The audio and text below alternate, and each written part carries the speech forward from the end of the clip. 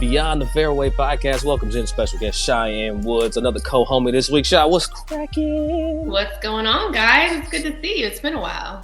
Man, we go from one beige, Miss Henni, to another beige, Miss C Woods. I love it. The beige substitute this week. Yeah. I was beige before this light hit me harder than it was supposed to. So you look like a Chick-fil-A fry right now. Really, that's how I look. Well, let me go ahead and excuse any audio issues I may have, any background people that are just walking by randomly. Will, Shy, I'm in Vegas in a hotel lobby, and as y'all know, because it's 9:00 Eastern, it's 6 a.m. on this West Coast, and we just get the day started over here. It's been an interesting trip to Vegas, Will. But look, there they go. I told you it's gonna be this. Hey, that's what I like about what we do, Will, because we on the move, beyond the fairway to go, and you know what? We out here. Call me Gentes. It's gente. I always say Gentes. Don't think I don't speak enough Spanish. Shy. I know how you are, but I'm out here with my people. So first, we got to get to it. Will, this week was an interesting week. First major of the year. We got a new Masters champion in Jon Rahm, and Shy, I'm gonna get to you about it in a second. But we'll takeaways from the Masters this week. Then. I went to the Masters on Flex. Thursday. Flex. It was that was a flex. Throw that in there real quick. He put that in like it's some paprika on it. It's like, let me go ahead and splash it. And it's always an exciting time going there. And I say it, it was my first time going again, if that makes any sense. Because I went one time in 2013, and I came back. I gave a disclaimer. First time going again. I mean, after every 10 years. It's not your first time going again. It's your second time going. No, second time if it's within a certain window. No, it's first time going again because I looked at it as if it was my first time, right? Gotcha. So, all right. So, it was dope for one. Just kind of being in the atmosphere of golf. First time me going to the Masters without being a player trying to compete, and hopefully my dream's playing in the Masters one day. I really went there as a spectator. Like I literally just went there as, which is how he was there the first time. Nah, first time. No, you were taking notes about the golf course. Yeah, I mean, first time I went there, I was like, man, I got to make it out here. Just looking at the golf swings, going to the driving range, seeing how people play and how they execute a golf course, how they, take on, just moves and golf swings. That's what I want to do. But now this time, I didn't give a damn about anything. I just went there, had my egg salad sandwich, and I had my my Miller Lite, and I was good to go. But it was the atmosphere was cool because I think one thing I really appreciate was seeing the live guys interact with the tour players. Yeah. Because the media has really made this thing. We know how great the media can do in other industries as far as just general politics. No, I hope the media doesn't win their mean ways, I guess, in the golf space.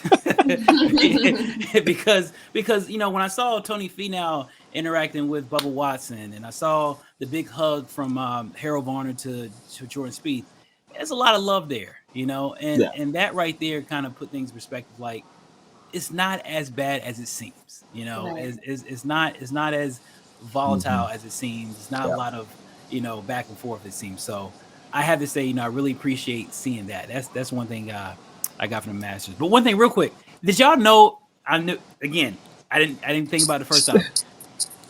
When they put the chairs down at the front, the rope, I didn't know you can go sit in them until you're asked to move to the owner of the chair, tap you on the shoulder. Yeah. Who said that? Yeah, right. Tell him, Shy. Well, it's not so much who said it. That's what it is. So if you get there, you plant your chair, you can leave it. You can leave your chair alone for however many hours. Somebody can sit in it. It's free for all. But the owner of that chair comes. It says, I want my chair back. I want to get my chair back. They have to leave. So I learned that by I think you guys know Coach Cheyenne. She's known as Coach Cheyenne Gustafson from Canada. BC. No, we're gonna let you just have that by yourself. Will. Yeah, her name Coach Cheyenne. So she kind of gave me the runaround on the whole Masters thing. But interesting. But it was kind of cool. But I had to say, as a black man, when I'm sitting in a chair and a guy comes to ask me to move from his seat, I don't take it too kindly. Got a whole other meaning to it. I feel like because it's the Masters. Exactly, because typically what happens is you tap you on your shoulder, you got to leave. I feel like when I'm sitting in his chair, I feel like he did this whole dramatization. I feel like he did a move, Negro. Like I feel like it's one of those. So I tell you, I know it doesn't matter everybody else, but me as a black man getting up and everybody looking at me, knowing that's not my chair, it's like, look at this guy try to sneak in first class. You know, so. Yes, 100%. Back of the bus. Wait, so do people have their names on their chairs? How do you know who owns the chair? They had their names on the chair because what happened, I went to the gift shop and bought me a chair, and I had the pleasure of doing it to somebody else. Okay, there you go. A guy was sitting in my chair, and I tell you, I made it all drama. Hold on. I told everybody, look. I gotta ask this question because Will, the one that's funny as hell. Number 2, how was your first experience asking someone to get the hell out of your seat?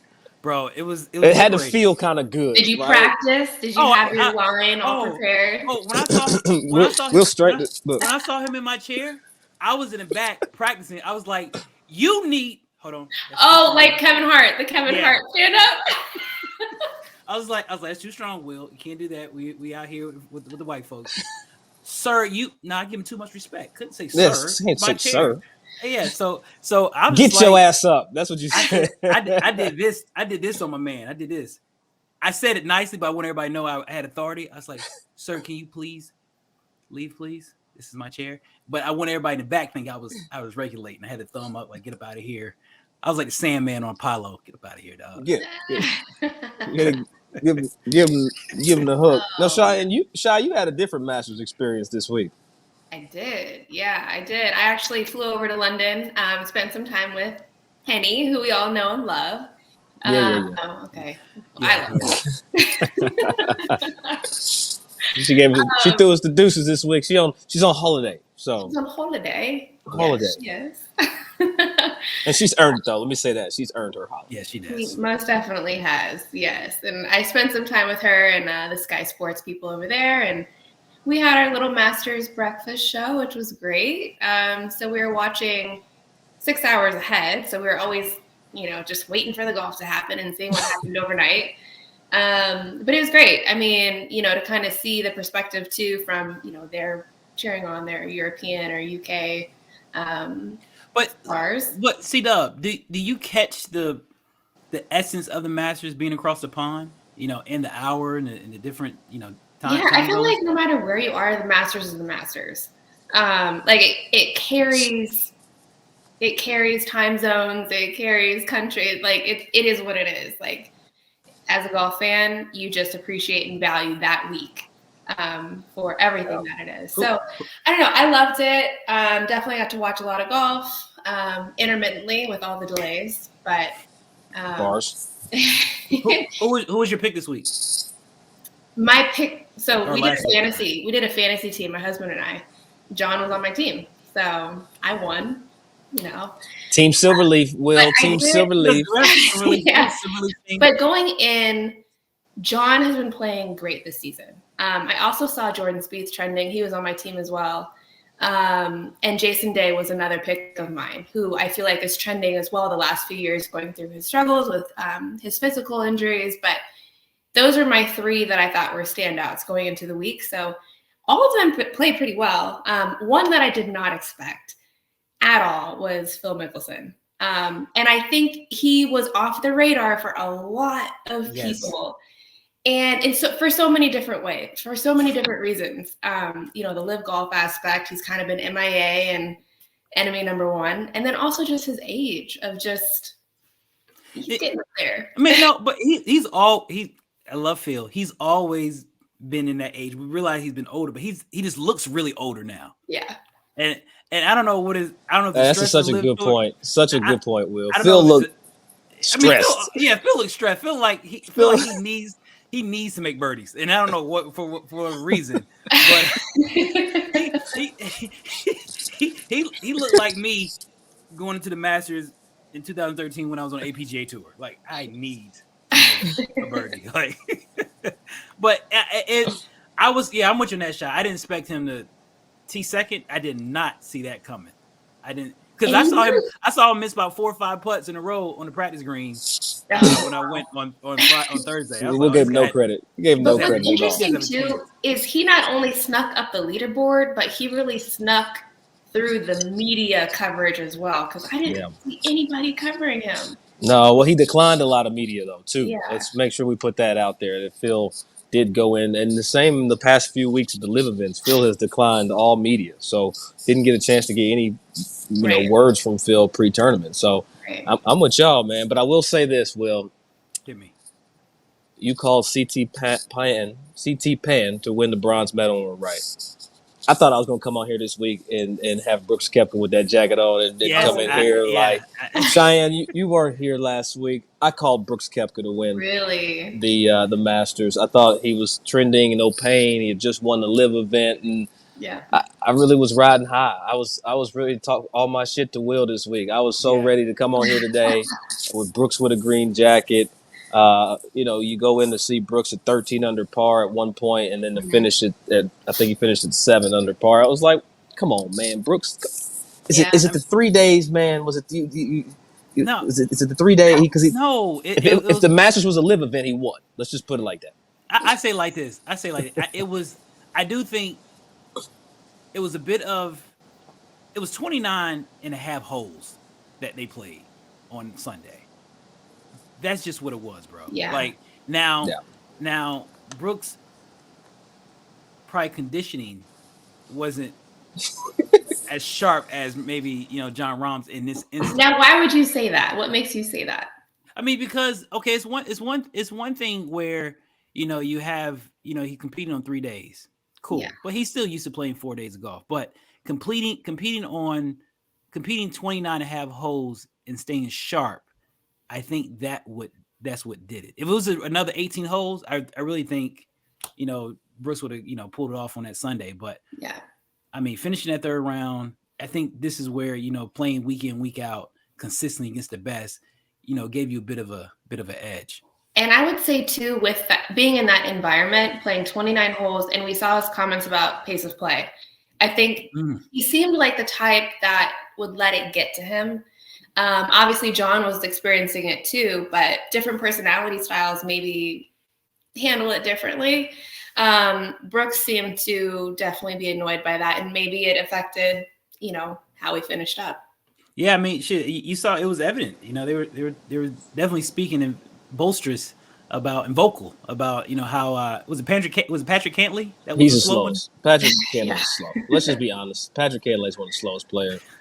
Like we have him on PJ Tour Live all the time, man. Covered him, and I'll be like ready to with my call, and then he gets over the putt and he starts pitter patter. He's slow. I don't care. I'll say it to his face. He's slow. I don't care. He's JB Holmes slow. That's just a reality. He has to know he's slow too, right? He has to know it. But it might be part of his gamesmanship though to be slow. Like, you know what I'm saying? Like, let me stay in my zone. Let me stay over here with it.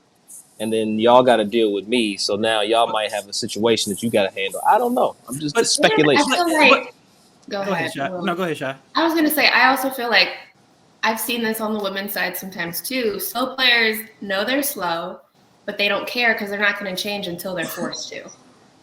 So until like the tour or something is enforced to where they're being penalized or something is working against them because of their pace of play, they're going to do what they do because that's how they play their best golf. Yeah, I'm. You got to think if I'm getting paid all that money, I will take the fine. Right. That's over messing up my big check. So everybody else is going to deal with this 6.5 hour round. It's 8. And you already kind of know how it's going to be a little long anyway. Look, the day itself was long. Like you talked about it, Will, 29 and a half holes coming down on Sunday. That's a lot of golf, especially when you're playing for such a coveted prize like a green jacket. And Cheyenne, like when you look back though at the week or just the overall Masters, we have a great champion in Jon Rahm, and I think golf loves Jon Rahm. Like he's the Steph Curry of golf, if you will. What's your biggest like kind of takeaway? What's the one kind of thing that you're like, this is what made that Masters solid? Oof. So what I think made the Masters this year, and I think why Jon overcame and ended up winning was because he was actually in kind of the bad side of the wave. He was the one who was getting his rounds chopped up, dealing with the weather, dealing with in and out, off and on the golf course. But mentally, I think because he was able to go through that, maybe Sunday wasn't as long of a day for him. But I like, as a fan, as a golfer too, to be able to watch players deal with adversity.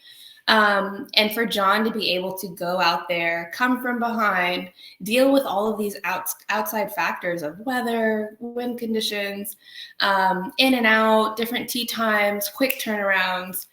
That was really cool to see, because as a golfer, you know how difficult that is. Not only, going out and playing at your local course, but at Augusta National, on the biggest platform, the biggest stage that golf provides. I think that was really cool to see him overcome all of that. And then on Sunday, obviously just charge through and dominate everybody. I mean, and that's kind of going back to what I said, alluded to earlier, the mental condition that you have to train yourself to be focused on every shot for 29 and a half holes. What it said, what is our stat guy just said that,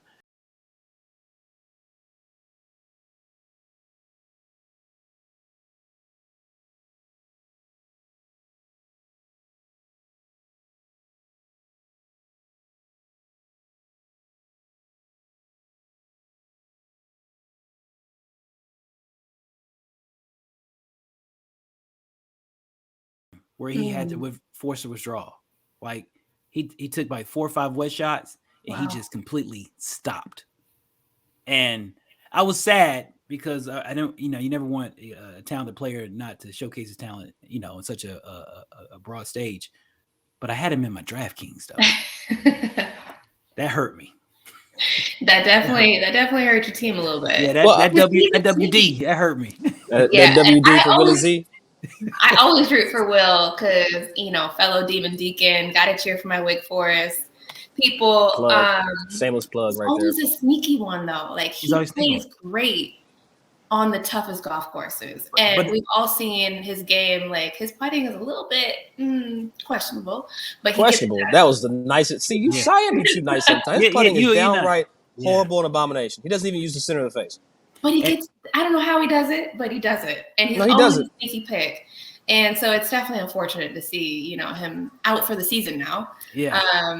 And too bad. That's too bad. One thing, I'll tell you this, though, and something that I really appreciated. And Will, you talked on it earlier, and I want to circle back to your point, but I want to talk about CBS's coverage of the Masters this year. One thing that I really appreciated is the fact that they didn't broadcast this whole live. Yes. They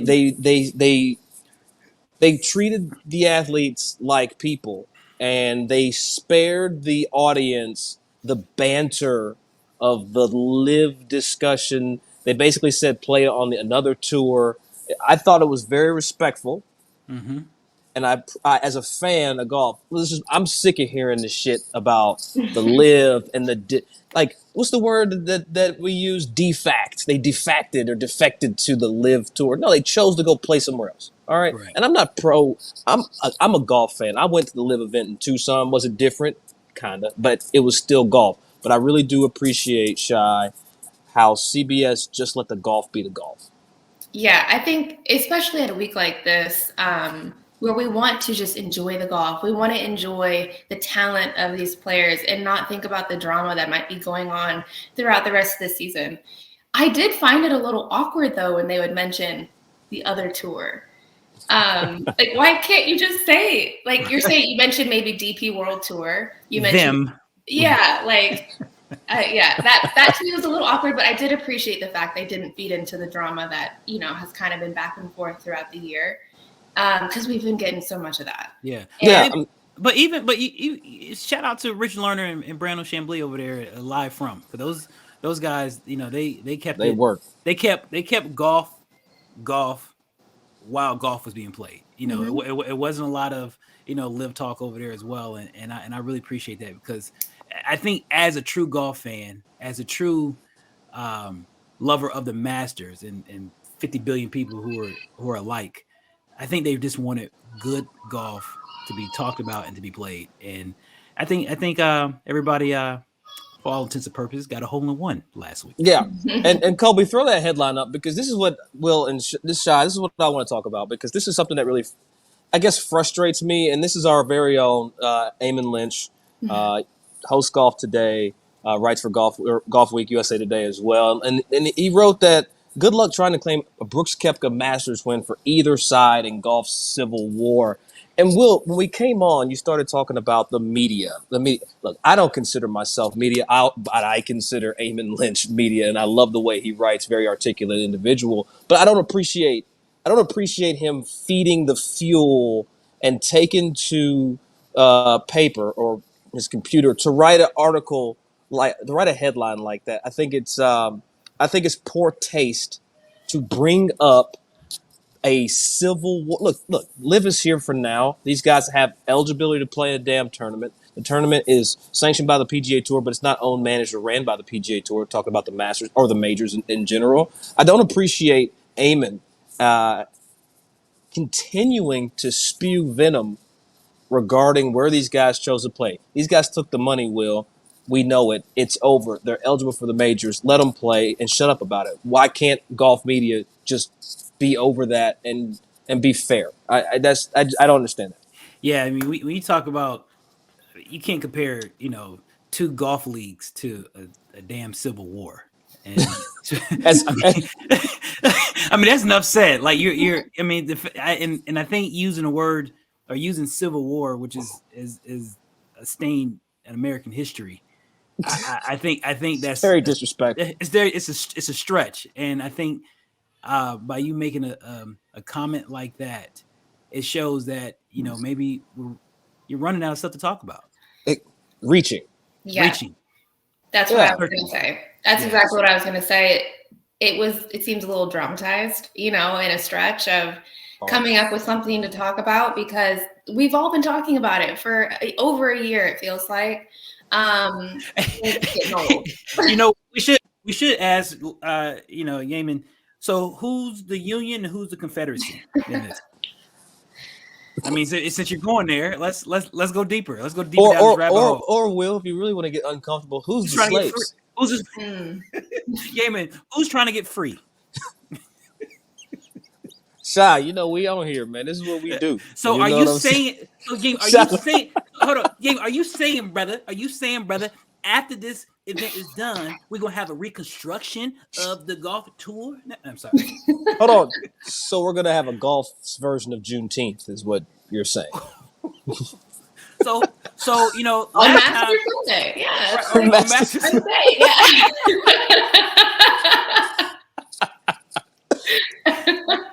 Wow. Because Abraham Lincoln got shot during the last Civil War, so who getting shot this time, Eamon? Wow, we're talking about golf shots. There we go. That was a golf shot. When are we gonna see you play golf again? You know what? I might go to the driving range this afternoon. So if you all want to come out here to New York.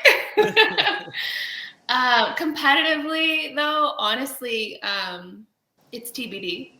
Do you miss it? It's not OVER. I 100% miss competing. You do miss competing. Yeah, I do.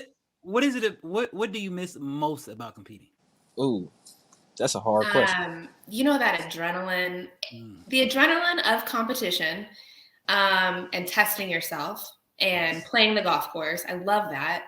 And then also practicing with the purpose of having a goal of, I'm playing in 2 weeks. I really need to work on my short game. I need to work on my wedges. Like I love that. And then being able to see that in competition and how that plays out under pressure. I love that. So I do miss it. But in terms of competition, I don't think I will be out this year competing. Maybe next year. Probably not ever full time again. Just with having a kid and transitioning to media, the schedules just don't really, Are you at a point to where you can play social golf now? Yeah, I do enjoy golf. When I was competing full time, I did not enjoy playing social golf. That was not a thing for me whatsoever. That's interesting. Say more there. You didn't. What was it? What is it about? And Will and I we've had in Henni, we had this discussion fairly recently about how I'm a 10 handicap if we go play golf like on the weekend. Well, shit. I'm a 10 handicap in tournaments right now too. So we will bring that up later in the show. We will. I don't want to talk about it. But I lost my train of thought. Y'all, Will's pre-roasting me right now. Competition and social golf, even with how you compete, like it just brings out a different side of you.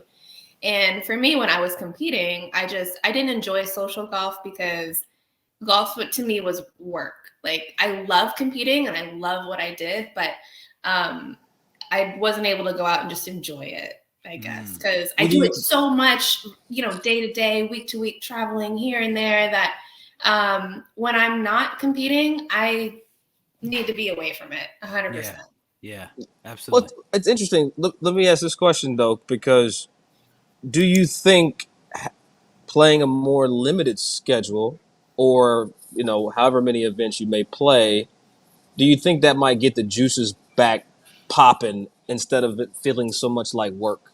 Does that make sense? Probably. Yeah, because I think there's a difference when you're going out to practice because you feel like you have to versus going out and doing it because you want to and you want to be better and you're enjoying it. So I think that's a good point, and I'm excited to find out that maybe, it will bring out the best golf in me, because I do feel like I played my best golf when I was really enjoying it. I always played great when I played European Tour events because I found it was a great balance of golf and life and being able to travel the world. And, I'm going to the golf course and then afterwards we're doing a safari. Like, that's really cool. So, it is cool. I'll take that. I mean, shit. When we played, I enjoyed playing golf, and safari for us was Walmart. Okay. Yeah, that can be an adventure sometimes too. It depends on where you are. It depends on which Walmart you go to and which city. It could be an adventure. It's about surviving. Well, it's interesting, Shah, that you talk about golf being work, because I found a Jordan Spieth quote to be extremely interesting after all was over. Is there a such thing as playing too much golf? Because Jordan said, quote, I think I played way too much golf coming into this week. I'm paraphrasing. He said he came in mentally fatigued, overworked this week and every year. He said, I played way too much golf in the last meeting, that this is 8 out of 10 weeks, so I need to change my schedule up going forward to be a little sharper this week, being the Masters week. I find that quote really interesting because it kind of dovetails to your point loosely, Shah, about golf being work and Jordan trying to trend, as Tiger used to say. I want to trend. I've never really thought about it in those terms, Shah, but I assume that you've had some experience playing too much golf, and I want to see how Jordan redoes the schedule coming after those quotes. Yeah, I mean, it's all about finding that balance of getting the reps in that you need, but also making sure you're going in sharp, as he mentioned, mentally and physically, especially for a major championship, because it's just as much taxing on your body as it is your mind. And it's hard for people, we've all been there, finding that balance of how much do I need to be grinding and practicing and playing versus actually recovering and resting, spending time with family, because that recharges you in a totally different way. I think Rory maybe experienced that as well. He had mentioned going into the Masters, he played like 100 and something holes at Augusta National in preparation, and he did not have his best golf that week.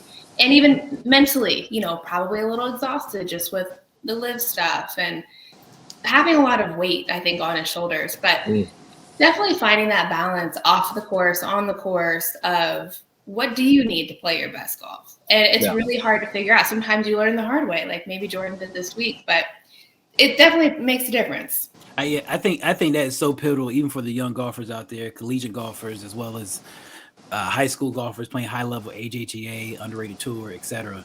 I like how you did that. Well played. That was well done, Will. Another little sprinkle in there. Yeah, little underrated tour out here. No, I was talking about the AJGA.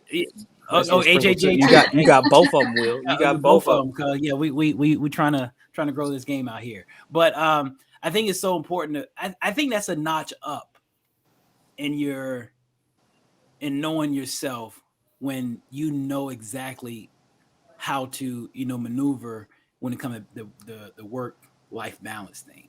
Yes. Because there's a lot of guys who are very good, but they sometimes overwork themselves. And when it comes to tournaments, they're drained. But there's some guys who don't practice at all. The guys that get out the car, couple putts, couple shots of rain. The Retief Goosens of the world. Goosens of the world.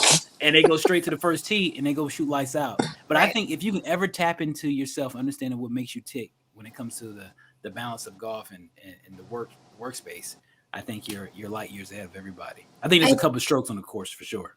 I would say too, that's a huge part of being a golfer is knowing yourself, knowing your game, and trusting that that's what works for you. Mm-hmm. I know I struggled. We talk about junior golf, collegiate golf. I struggled coming up once I turned professional, like what are the best players doing? Should I be doing that? But it doesn't work for you. It doesn't always work for you though. It doesn't.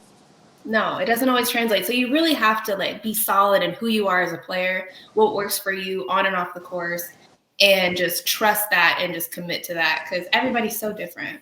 But see, here's my thing. And Shy, you have a husband that plays in the major leagues.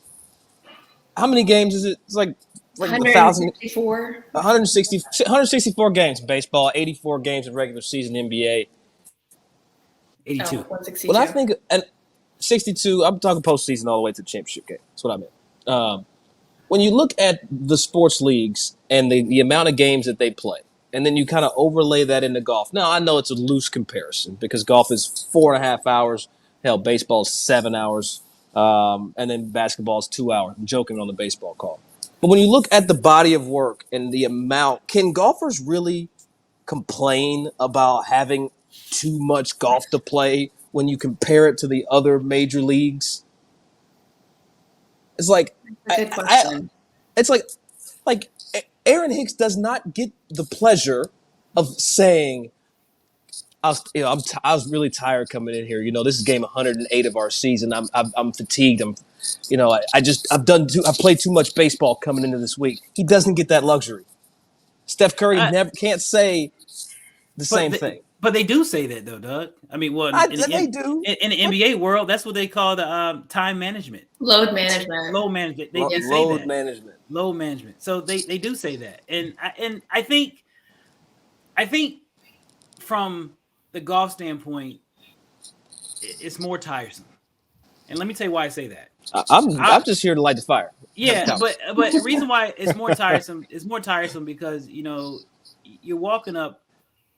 You play a lot of golf even before the actual 4 rounds, when it comes to the practice. That's a good point, Will. And then you always, I hate to say it, but you always have to be on. And we all know what on is. Mm-hmm. This is probably the only sport where you have a large amount of crowds or spectators that have access to you. I mean, you got one simple rope that is separating the two. Basketball, baseball, you got security guards, you got this. Man, you always have to be on. You always have to watch what you're saying. So I think if there was a load management that has to happen, I think golf is the only sport that kind of definitely needs a load management. So, you can play too much. That's a good point with the fans too, because from the moment you walk onto the golf course, you're on. And it's not just, the 4.5 hours that you're playing. You're getting there, you're warming up. Sometimes, through physical therapy, whatever, with your trainer, you're getting ready for your round 3 hours prior to your tee time. You're going on the range, you're getting your short game work. After the round, you're practicing, you're, seeing your trainer again to get work done. It's a full day. Yeah. And there's no resting. Like you got to think in the middle of your round of golf, you don't really have an opportunity to rest. Even when those guys are playing basketball, those guys are playing baseball. You got some subs come in. You got a chance to rest and recoup. And I'm telling you, man, we did a underrated site visit. And shout out to Clay Myers, who's the head pro at the park out there in West Palm Beach, Florida. So, yes, credit to Seth Wall for putting over $40 million into this property. But I walked one round of golf there, first time I walked a golf course in so long, my body got kinked up so quick. Like, wow, man, is he out of shape, Shy? That's oh my That's exactly what he's saying. He's exposing himself. 18 holes, Will, that was it. That's it.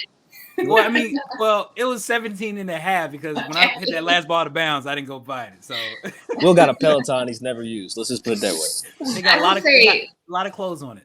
Golf shape is different than most other activities and sports. Mm-hmm. You know, you're walking, you know, it's a little light swing here and there, but it's 4.5, 5 hours of up and down the hills. You've got the heat, the weather you got to deal with. Junior golf, you're carrying your bag. Oh my goodness. I do not miss those days. We're talking about the walk, and I was not surprised to see Tiger Woods withdraw on Sunday, given the seeing how he finished the day on Saturday and knowing what was going to be required of him. And I don't look at it as him not playing well and I'm going to bow out. I look at it more as this is hard as hell on me right now. And I don't have it right now to play 30 holes of golf or 29 and a half holes of golf on a Sunday. Will it come back, Doug? Like that right there was gruesome because usually when Tiger is, grimacing, I'm like, come on, T-Dub, you can make it through. This time I was like, bro, you need to quit. Like stop. Not quit overall golf, but you need to leave. This is not worth it. It's not worth it. It's not worth it. Because I was with you.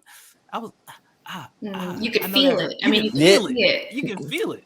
I feel like even going into the week, you could see there was just a difference in the way that he was going about everything. It felt like he was experiencing more pain than he had in the past, even prior to the tournament starting, seeing him go about his practice routine and stuff like that. And definitely very difficult to watch that Saturday round. I think there was a clip going viral on Twitter of him limping, barely able to make it back to his golf bag. Mm-hmm.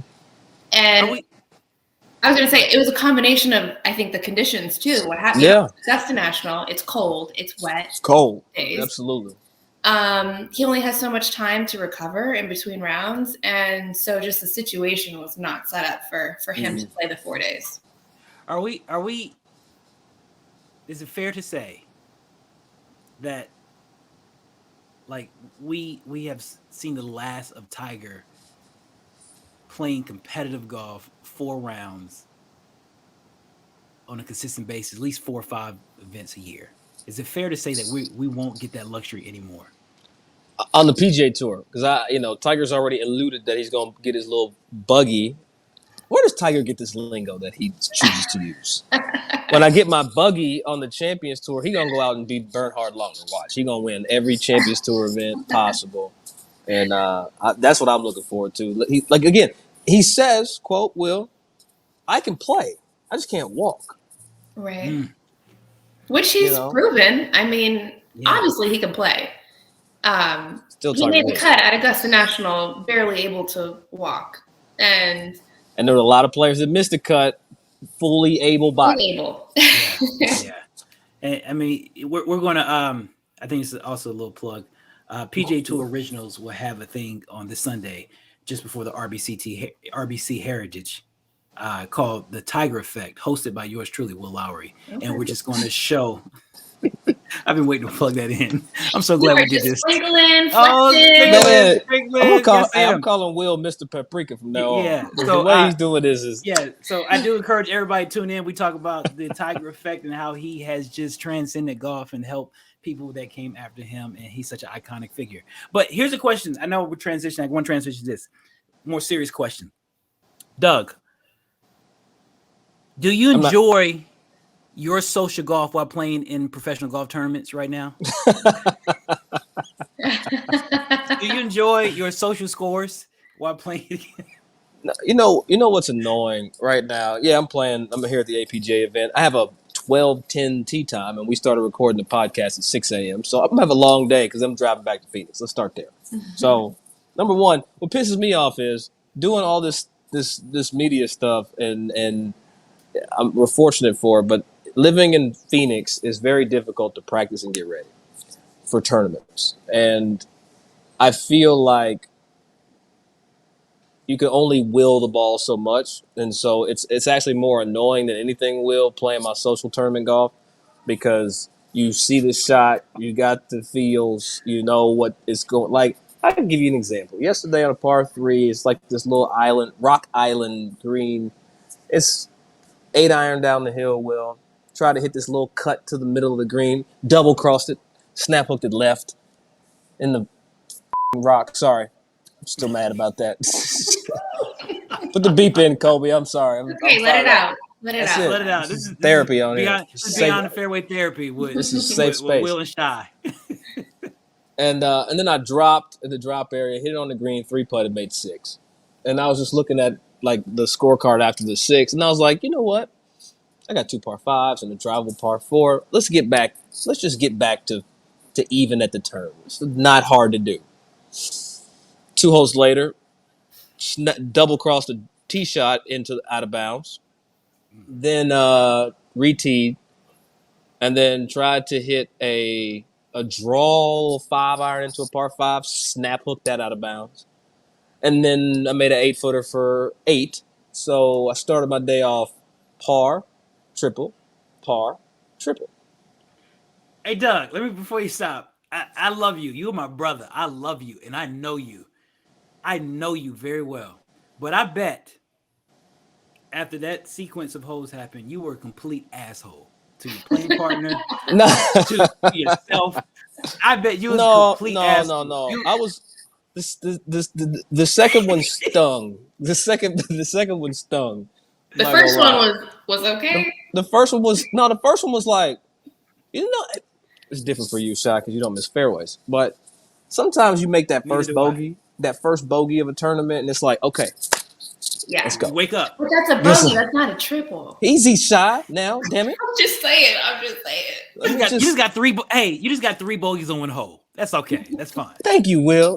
You made me feel better. I'm still going through this, y'all. I still got to play today, so right. I don't need. We got to pump you up. You got a big day today. So. It's rude. It's so rude, Cheyenne. But let me tell you what I heard though. Who'd you play with yesterday, Dougie? I played with Jared Garcia and Salvador Roca Gomez. Or what's his last name? I forgot his last name. Oh. Roca's. He's Mexican. He got like 3 middle names. So. Right. I heard one player said that they were talking to you on the first hole. You was like, "Hey man, what's going on?" And then they said they saw you on the 4th, 5th hole, and you said, "I don't feel like talking no more." It's not true. And I was like, that's Doug true. Right there. No, I said that after I finished the round. I actually had a plan. My playing partner was playing very well. I didn't say it until I got to the putting green after my round. People were trying to come up and be excited. Hey, Doug, what's up? This ain't the time. This ain't the time. This ain't the time. Doug's the only one I know that thing can shift so quick, bro. Oh my gosh. And I was nice about it. I wasn't rude. I wasn't like, get the hell out of the way. Hey, Doug, you fresh? Hey, man. I was like, hey, man. I even called my wife yesterday. I said, look, I sent a text message. Didn't play well. Not in a chatty mood. I'll call you in 2 hours. She called me in 45 seconds. I was like, come on, man. Like, you got to let this one breathe for me for a little bit. Yeah. Hey, anyway, so real quick, I did make a birdie. I did make 1 birdie. There you go. There we go. Look at God. So, Shy. Now, this is a question that's probably out there. When you have that bad round, Shy, how do you react afterwards? Like, what is your process to cool down? To cool down. If you talking to Cheyenne Woods, she don't do that. Oh, I've been there. I've definitely been there. Okay. It depends. So if I'm frustrated, sometimes I'll go to the range or just beat balls just to get that frustration out. Sometimes it's so bad that I no practicing, just go home. Just kind of like Cheyenne leaves with a smile though. Cheyenne's good at that. She can be like, "Okay, I'll see you later." Be mad as hell, but okay, bye, guys. I'll see you tomorrow. I don't want to talk to anybody. No, nigga. Yesterday, I had this aura of leave me the hell alone. Like I had my headphones in because I travel with Joe Hooks. So Joe Hooks teed off an hour after me. So not only did I play bad, I can't leave. I got to be around and wait for his ass. You know what I'm saying? It's like. Hey, yeah, the guys on PJ Tour don't know nothing about that. I ain't waiting no open. No, that's right. They go get on the plane and go to the next spot. They got to wait on their wife though. That's a fact. That's a fact. But yeah, I'm curious about that because I love to see how players. They're not the players that we're used to when they come off a bad round, and I give so much credit to those who have a bad round and can still be on, so to speak. Brooks Koepka did that, and I was impressed that he did media after Sunday. Too. I was extremely impressed. I was like, wow, and he did a really good job by not feeding into the negativity that some of those people were trying to like throw. Yeah. They hit him with some. Basically said, "Hey Brooks, do you think that the 4 days was a little much for you guys? I know you're used to 3 now with Liv, but you had so much to play on this final round Sunday, 29 and a half holes. Did you wane? Were you tired? Were you out of sync?" I was like, God, dog, like just out there. I feel like part of it too, he was probably just excited to be back in that environment again. True. Competing against these guys, like when it mattered. When it mattered. Off of. Do you think now? I do say this. Do you think some of these live guys are missing that competition? Hell yeah, no question. That's why Phil played well. I think that's why I feel he fed off the energy that he was receiving from the fans, the environment, a place that he's had success. Yeah. There's no way. Let me tell you something. I wasn't there and could feel the reverberation of sound when putts were falling and the oohs and ahs of Augusta National. You can't tell me that you don't want that as a golfer, as a player. You want the lights. What Deion Sanders say? You want the lights. You got the action. Now what you gonna do with it? Yeah, I think it may lie. So it makes the next 3 majors exciting. Like I really can't wait, and hopefully Phil has a chance to, I guess, defend his title, kind of in a way. No, he wouldn't defend it because Justin Thomas beat him. I mean, well, he didn't play in it. He didn't play. Or he won. He didn't play in the PGA last year, so that's what I'm saying. The kind of roundabout way defend his title. That's fair. Yeah. It's funny. I'm looking at something here on the phone, Will, and this year's different. This PGA Tour season is different because of the designated events, Shy. And when we go back through the list and look at the designated events or elevated events, whatever you want to call it, the events are and were Century Tournament Champions, WM Phoenix Open, Genesis Invitational, Arnold Palmer, the Players, Dell Match Play, Masters, and there's one next week, the RBC Heritage. Right. Will is a designated event with an elevated purse. So you look at a guy like a Jordan Spieth, and I was going to get to this point before Will was Will.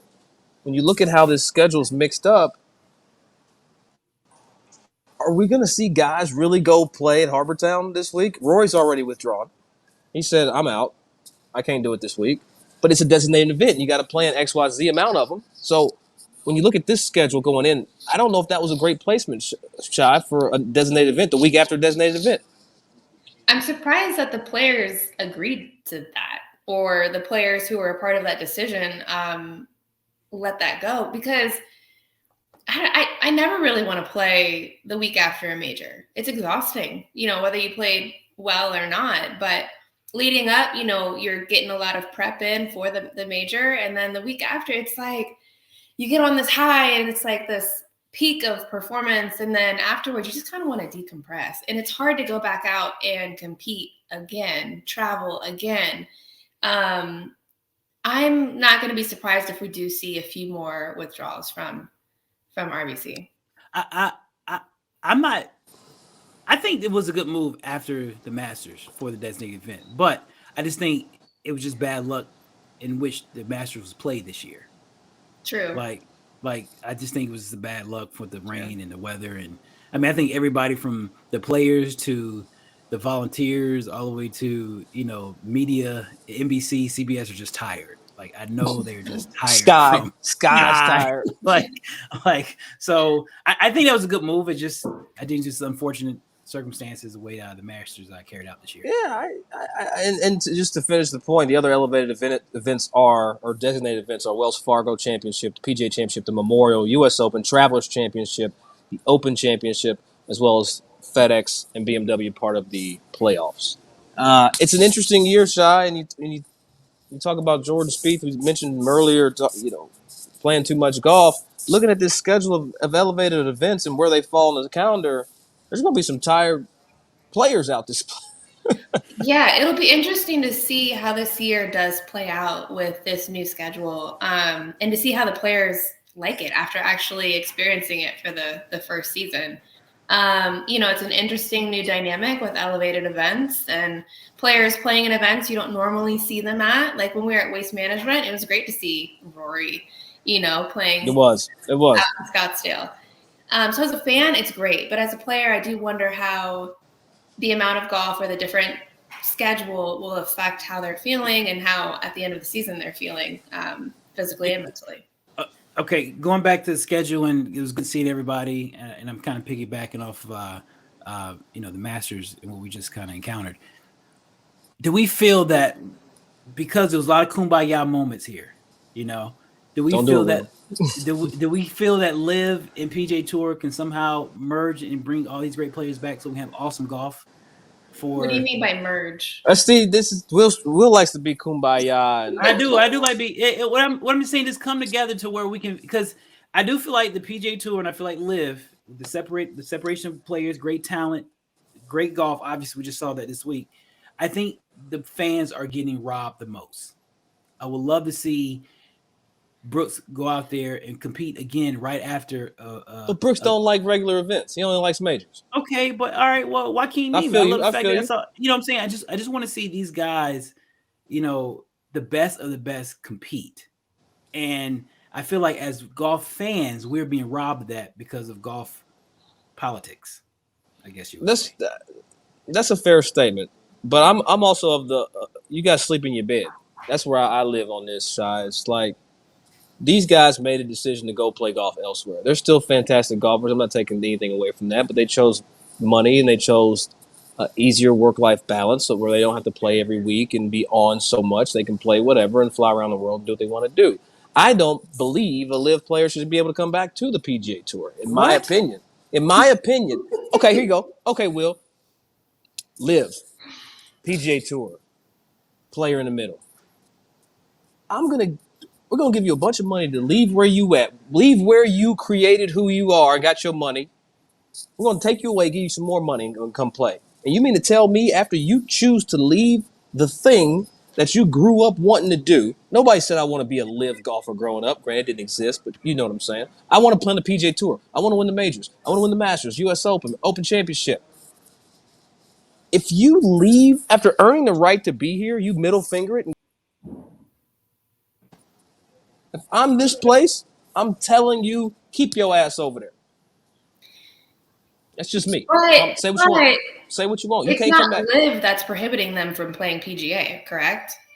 No, it's not Live that's prohibiting them. It's PGA. So, I mean, I have rules. If I run a red light, I get a ticket. No, you run a red light. No, you run a red light. You're supposed to get a ticket. That depends on the egos. In Phoenix, they get them cameras. So. But my thing is this though: is it an ego thing of both tours?